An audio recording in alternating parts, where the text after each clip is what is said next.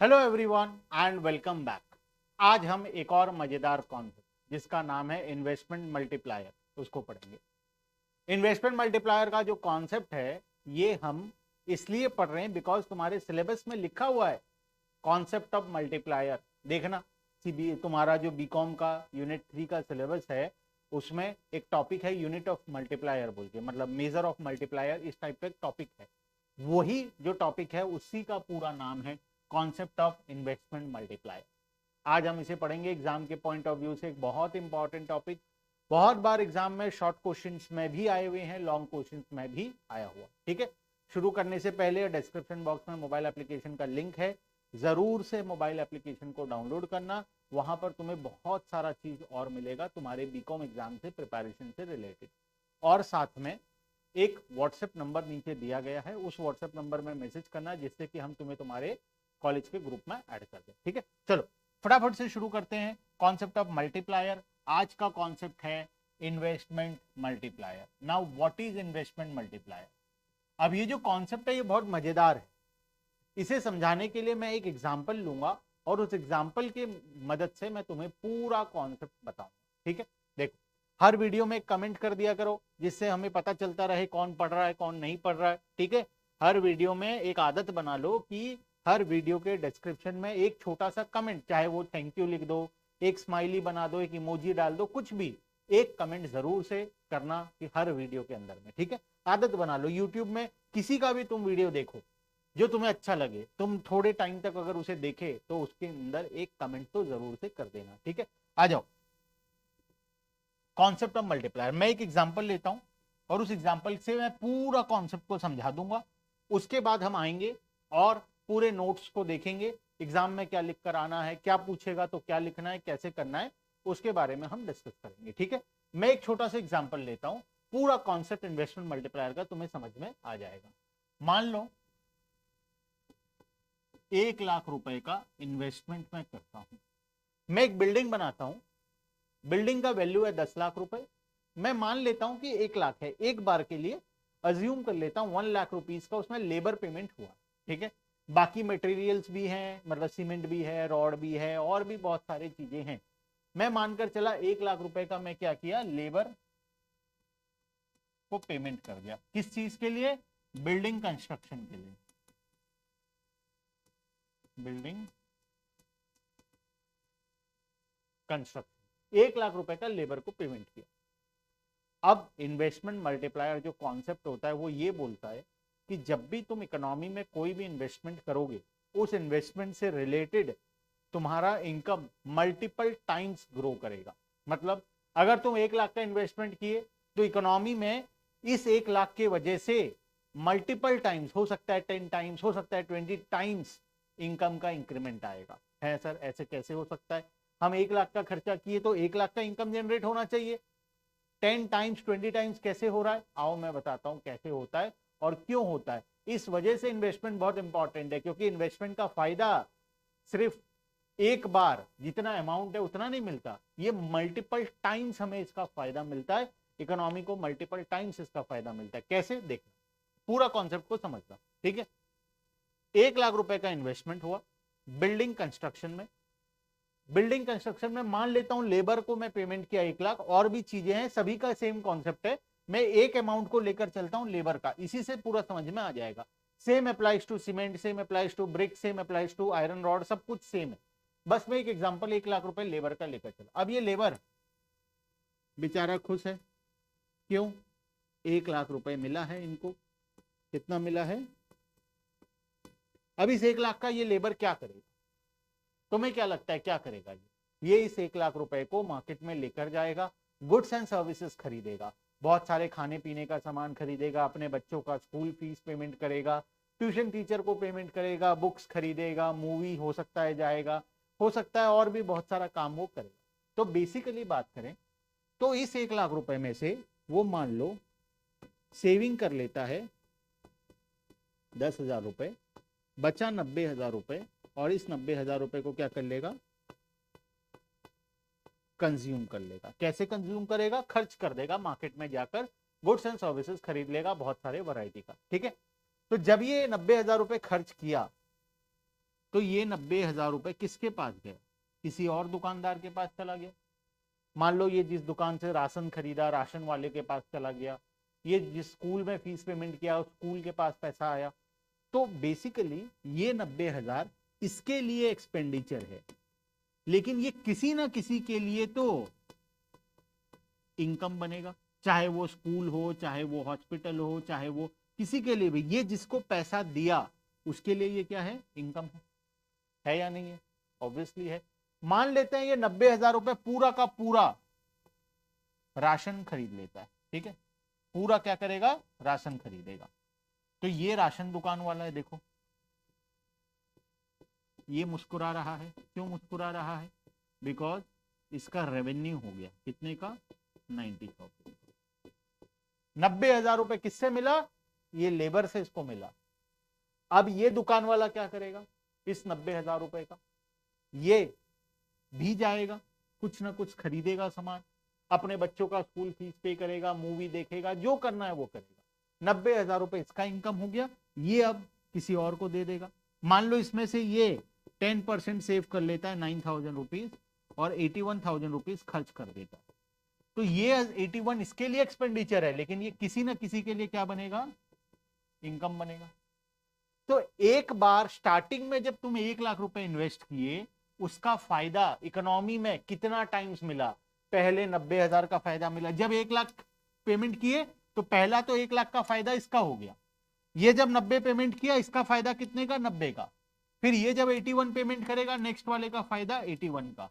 फिर वो जब पेमेंट करेगा, उसका फायदा। तो ये तो चलता जाएगा। तो 1 लाख के इनकम के वजह से कितना टाइम्स हो रहा है देखो। 1 लाख प्लस 90,000 प्लस 81,000 प्लस कम कम होते होते होते होते ये मल्टीपल टाइम्स चलता रहेगा, जब तक अमाउंट नियर टू जीरो ना हो जाए। पूरा जीरो तो होगा नहीं, अप्रोक्सीमेटली जीरो ना हो जाए, तब तक ये प्रोसेस चलता रहेगा। बिकॉज एक इंसान का इनकम किसी का एक्सपेंडिचर होता है, किसी का एक्सपेंडिचर किसी का इनकम होता है। और पूरे इकोनॉमी के पॉइंट ऑफ व्यू से देखो तो इसका एक्सपेंडिचर इसका इनकम है, इसका एक्सपेंडिचर इसका इनकम है, इसका एक्सपेंडिचर इसका इनकम है, और ये प्रोसेस चलता रहेगा, इकोनॉमी में पूरा तरीके से घूमता ही रहेगा। तो बेसिकली जब तुम स्टार्टिंग में 1 लाख रुपए का इन्वेस्टमेंट किए, इसके वजह से इकोनॉमी में मल्टीपल टाइम्स इनकम का जनरेशन हुआ। इसी कॉन्सेप्ट को बोलते हैं हम लोग इन्वेस्टमेंट मल्टीप्लायर। एक बार जब कोई इन्वेस्ट करता है तो उसका इकोनॉमी को मल्टीपल टाइम्स बेनिफिट मिलता। क्लियर है बात? इन्वेस्टमेंट मल्टीप्लायर क्या होता है? जब भी इकोनॉमी में हम एक्सपेंडिचर करेंगे, जब भी इकोनॉमी में हम इन्वेस्टमेंट करेंगे, उस इन्वेस्टमेंट का फायदा मल्टीपल टाइम्स लोगों को मिलता रहेगा। अब कितना मिलेगा उसका एग्जैक्ट कैलकुलेशन का प्रोसेस है। अब देखो कैलकुलेशन का प्रोसेस समझाता हूं।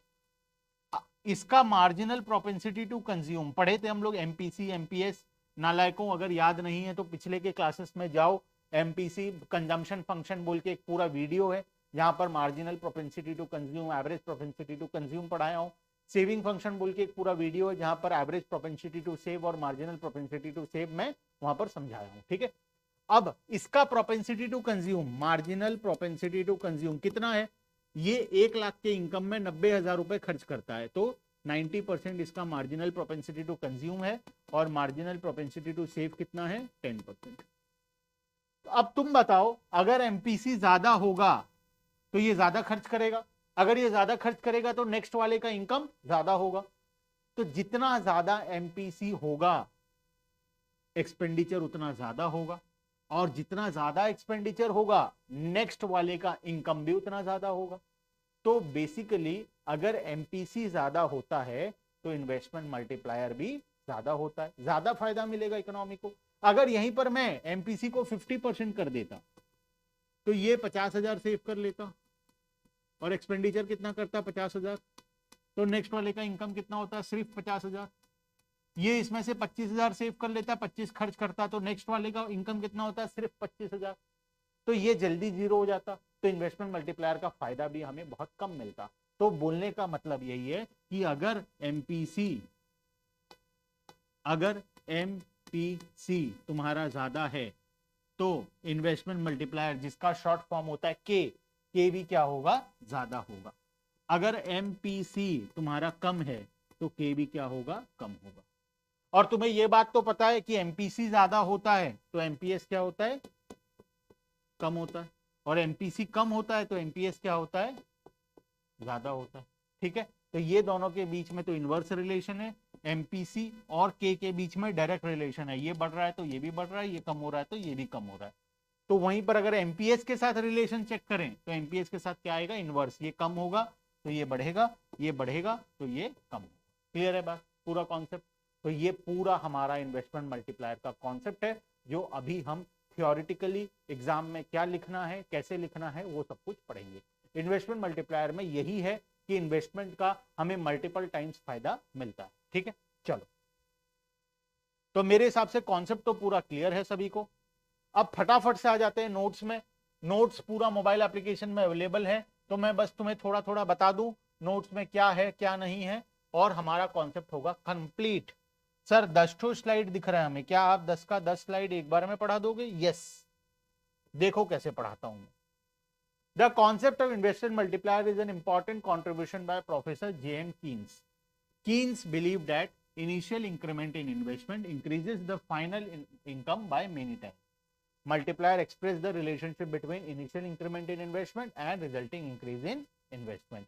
तो ये तुम लिख सकते हो डेफिनेशन, अगर तुम्हें लिखना है तो, और बेटर डेफिनेशंस भी हमारे पास हैं आगे जाकर। ठीक है, देखो, in practice is observed that when investment increase by a certain amount, then the change in income is not restricted to extent of initial investment, but it changes several times the change in investment. ठीक है, चलो next slide number 2 में example दिया हुआ है। Example क्या है, अगर मेरा इन्वेस्टमेंट होता है 4000 का और इनकम इंक्रीज होता है 16000 करोड़ से, तो मैं इन्वेस्टमेंट मल्टीप्लायर निकालूंगा। इन्वेस्टमेंट मल्टीप्लायर कैसे निकालूंगा, K equal to delta Y divided by delta I.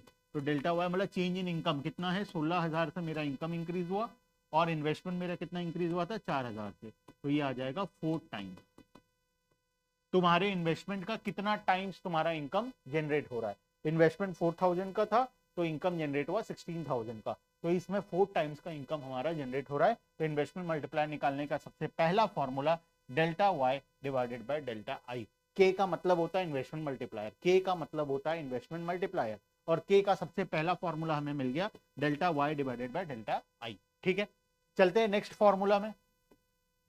MPC से क्या लेना देना है, मैं अभी तुम्हें बताया था, अगर एमपीसी ज्यादा होगा तो के क्या होगा, ज्यादा होगा। अगर एमपीसी कम होगा तो के भी क्या होगा, कम होगा। ये हम अभी जस्ट पढ़े थे। ठीक है, तो मार्जिनल प्रोपेंसिटी टू कंज्यूम और इन्वेस्टमेंट मल्टीप्लायर का क्या लेना देना है, दोनों का डायरेक्ट रिलेशनशिप है। अगर एमपीसी ज्यादा होगा तो लोग ज्यादा कंज्यूम करेंगे, तो नेक्स्ट बार इनकम भी ज्यादा होगा, उससे हमारा मल्टीप्लायर का फायदा हमें ज्यादा मिलेगा। और एमपीसी अगर कम होगा तो मल्टीप्लायर का भी फायदा हमें कम मिलेगा। ठीक है, देखो, there exists a direct relationship between MPC and value of multiplier. Higher the MPC, more will be the value of multiplier and vice versa. The concept of multiplier is based on the fact that one person expenditure, एक इंसान का expenditure किसी ना किसी का income होता है, is another person's income. When investment is increased, it also increases the income of the people. और इन्वेस्टमेंट इंक्रीज होगा तो लोगों का इनकम बढ़ेगा, जिससे उनका कंजम्पशन बढ़ेगा, और हम कंजम्पशन और इन्वेस्टमेंट का क्या कर रहे हैं, रिलेशनशिप निकाल रहे हैं, उसी को हम क्या बोलते हैं, इन्वेस्टमेंट मल्टीप्लायर बोलते हैं। People spend a part of increased income on consumption. However, an amount of increased income spent on consumption depends upon the value of MPC. MPC जितना ज्यादा होगा, के का वैल्यू भी उतना ज्यादा होगा। एमपीसी कम होगा तो के का वैल्यू भी कम होगा। ओवरऑल पूरा पेज में यही लिखा हुआ। ठीक है, next formula, algebraic relationship between multiplier and MPC. मैं तुम्हें एक शॉर्टकट फॉर्मूला दे देता हूं, वो तुम्हारे काम का है, बाकी कुछ भी काम का नहीं है। K equals to 1/1 minus MPC, 1/1 minus MPC, बस ये फॉर्मूला लगा लो, तुम्हारा काम खत्म। Formula number 2 to find the investment multiplier. पहला फॉर्मूला क्या था, K equals to delta Y divided by delta I.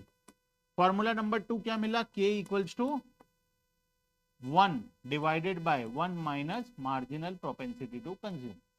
ठीक है, तो अगर मेरा एमपीसी 90% है तो 1 divided by 1 minus 0.9 equals to 1 divided by 0.1 equals to 10 times. ठीक है, तो ये मेरा आएगा 10 टाइम्स, तो के होगा मेरा 10 टाइम्स।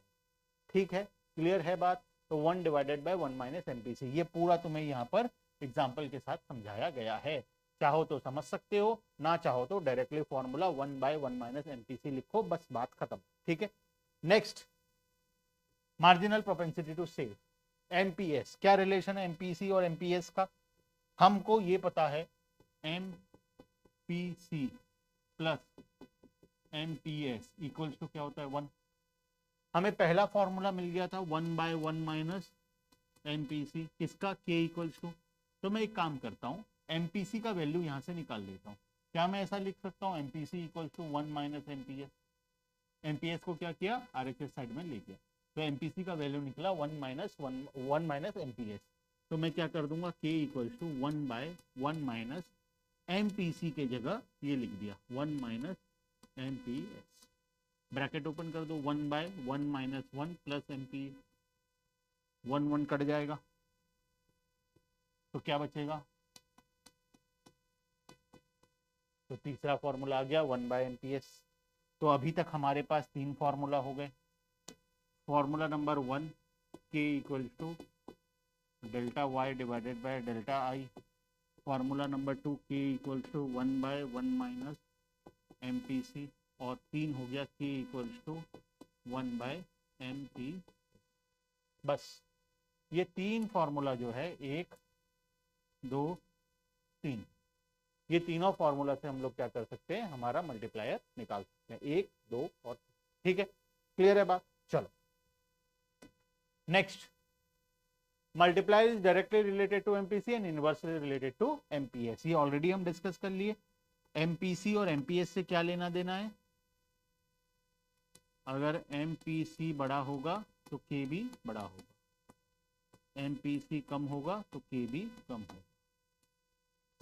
एमपीएस अगर बड़ा होगा तो के का वैल्यू छोटा होगा, एमपीएस अगर छोटा होगा तो के का वैल्यू बड़ा होगा। तो यहाँ पर डायरेक्ट रिलेशन है और यहाँ पर इनवर्स रिलेशन। क्लियर है बात? एक तरफ डायरेक्ट, एक तरफ इनवर्स। ठीक है, चलो नेक्स्ट।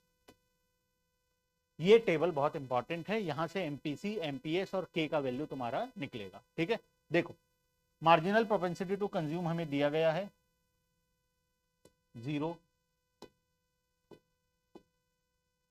पहला 0 है, तो एमपीएस क्या होगा 1, क्योंकि दोनों मिलकर क्या होते हैं 1 होते हैं। देखो 0.5 है तो ये भी 0.5 है, टोटल हो गए 1।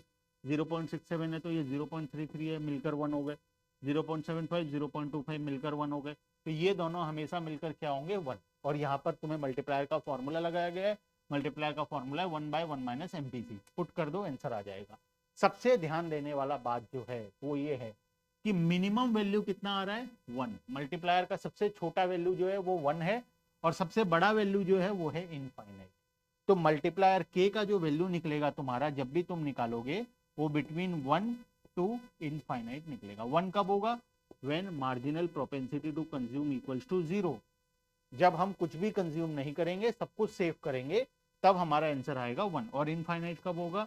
When marginal propensity to consume equals to 1।